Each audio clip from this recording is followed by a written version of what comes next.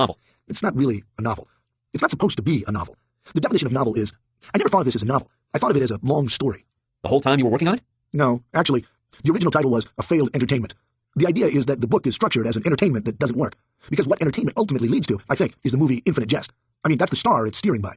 Entertainment's chief job is to make you so riveted by it that you can't tear your eyes away. So the advertisers can advertise. And the tension of the book is to try to make it at once extremely entertaining and also sort of warped. And to sort of shake the reader awake about some of the things that are sinister in entertainment. Like what? Oh, Jesus. Long pause, clicking of turn signal, swabbing of wipers. You like candy? Yeah, of course. What if you ate it all the time? What would be wrong with that? Bad for teeth and very fat, very quick. Real pleasurable, but it doesn't have any calories in it. There's something really vital about food that candy's missing. Although to make up for what it's missing, the pleasure of masticating and swallowing goes way up. There seems to me to be some analogy to what... I'm talking about very seductive commercial entertainment. There's nothing sinister. The thing that's sinister about it is that the pleasure that it gives you to make up for what it's missing is a kind of addictive, self-consuming pleasure. And what saves us is that most entertainment isn't very good. Addictive how? Like Die Hard, the best action probably. The first Die Hard? I think it's a great film. Brilliant, right? Sharp script, smarter than most art movies. But also very formulaic, and rather cynically reusing a lot of formulas. Terrence Rafferty's line. A formula action picture, but the extra strength formula. That film is about as good as an action film can get. Consequences keep mounting up as they don't usually in that sort of movie. Uh-huh. That kind of movie then? Or MTV? Or TV? I guess entertainment would describe a continuum. I guess what I'm talking about is entertainment versus art, where the main job of entertainment is to separate you from your cash somehow. I mean, that's really what it is. And there's nothing per se wrong with that. And the compensation for that is it delivers value for the cash. It gives you a certain kind of pleasure that I would argue is fairly passive. There's not a whole lot of thought involved. The thought is often fantasy, like, I am this guy. I'm having this adventure. And it's a way to take a vacation from myself for a while. And that's fine. I think sort of the same way candy is fine. Of course, one interesting thing is he buys Pop-Tarts and stuff to eat. Lots of candy. The problem for me is in entertainment. It's, at least in the book, God, if the book comes off as some kind of indictment of entertainment, then it fails. It's sort of about our relationship to it.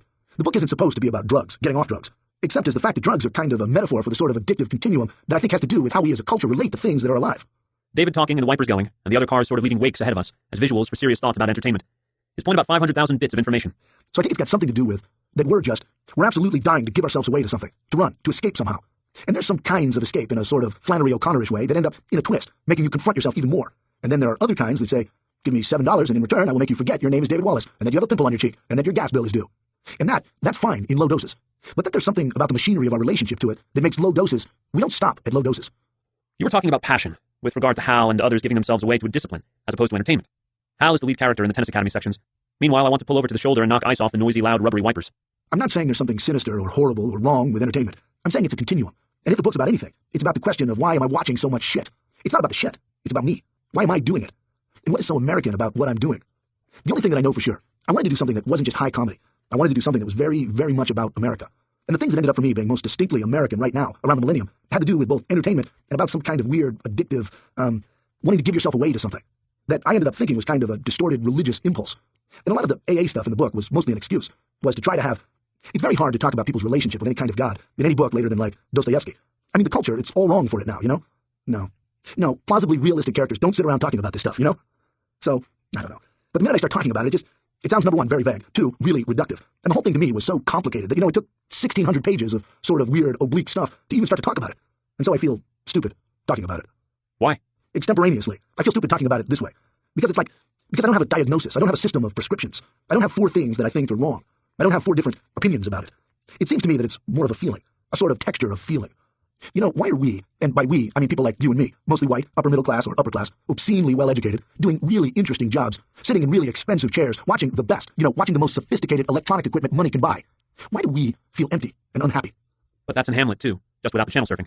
And you put the question that way as a rhetorical question, and it's, yeah. But what the book's trying to do is put questions like that in a way so that it's hooked into your gut a little bit, and you feel some stuff about it. And you feel like, hey, this is me a little bit.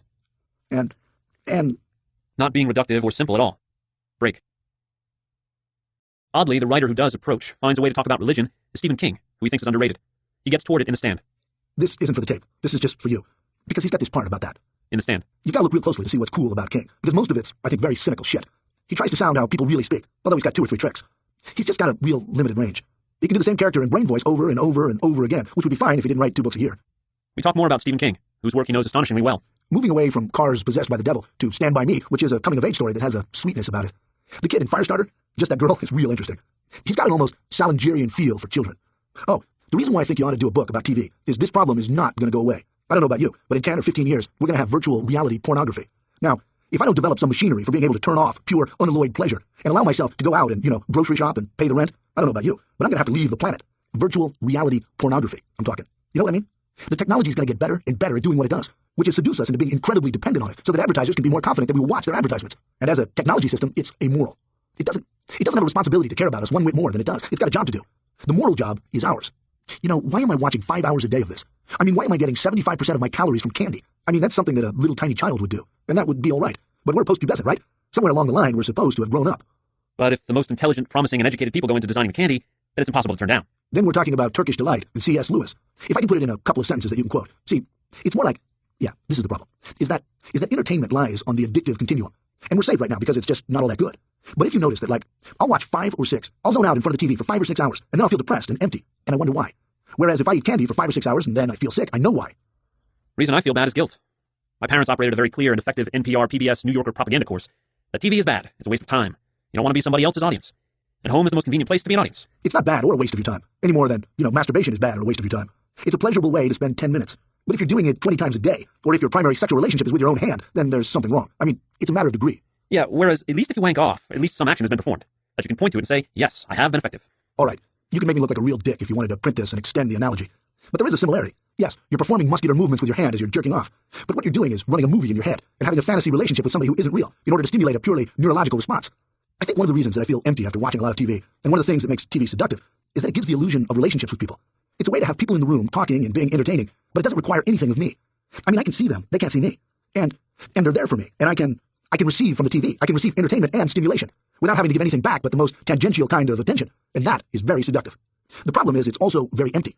Because one of the differences about having a real person there is that, number one, I've got to do some work. Like, he pays attention to me, I got to pay attention to him, I watch him, he watches me. The stress level goes up. But there's something nourishing about it. Because I think, as creatures, we've all got to figure out how to be together in the same room. And so TV is like candy in that it's more pleasurable and easier than real food, but it also doesn't have any of the nourishment of real food.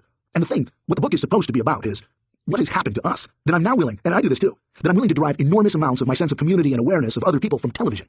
But I'm not willing to undergo the stress and awkwardness and potential shit of dealing with real people. But that's part of him too. And that as the internet grows and as our ability to be linked up, you and I could have done this through email, and I never would have had to meet you, and that would have been easier for me, right? At a certain point, we're going to have to build some machinery inside our guts to help us deal with this, because the technology is just going to get better and better and better and better. And it's going to get easier and easier and more convenient and more pleasurable to be alone with images on a screen given to us by people who do not love us but want our money, which is all right in low doses, right? But if that's the basic main staple of your diet, you're going to die. In a meaningful way, you're going to die. But you developed some defenses? No, this is the great thing about it, is that probably each generation has different things that force the generation to grow up. Maybe for our grandparents it was World War II, For us, it's going to be that at a certain point, that we're either going to have to put away childish things and discipline ourselves about how much time do I spend being passively entertained, and how much time do I spend doing stuff that actually isn't all that much fun minute by minute, but that builds certain muscles in me as a grown-up and a human being.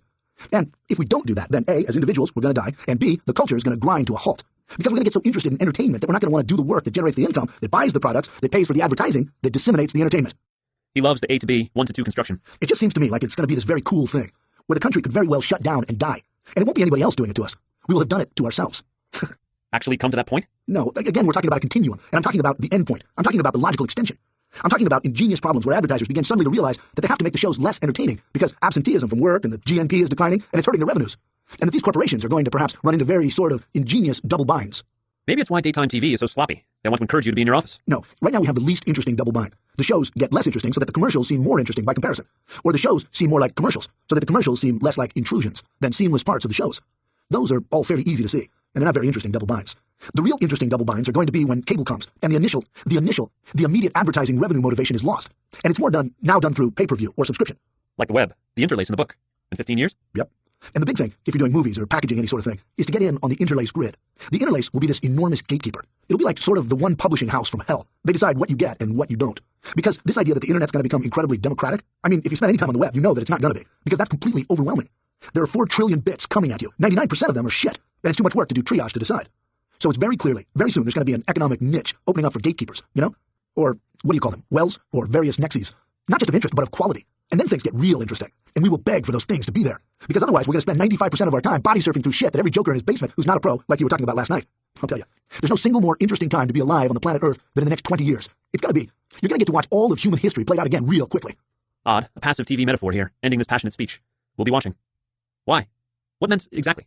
If you go back to Hobbes, and why we ended up begging, why people in a state of nature end up begging for a ruler who has the power of life and death over them, We absolutely have to give our power away. The internet is going to be exactly the same way. Unless there are walls and sites and gatekeepers that say, all right, you want fairly good fiction on the web? Let us pick it for you. Because it's going to take you 4 days to find something any good, through all the shit that's going to come, right? We're going to beg for it. We are literally going to pay for it. But once we do that, then all these democratic hoo-ha dreams of the internet will of course have gone down the pipes. And we're back again to 3 or 4 Hollywood studios, or 4 or 5 publishing houses being the, right? And all of us who grouse, all the anarchists who grouse about power being localized in these media elites, are going to realize that the actual system dictates that. The same way, I'm absolutely convinced that the despot in Hobbes is a logical extension of what the state of nature is. Later, airplane. Dave reading in-flight catalog about a dog dish setup that doesn't stress the canine spine.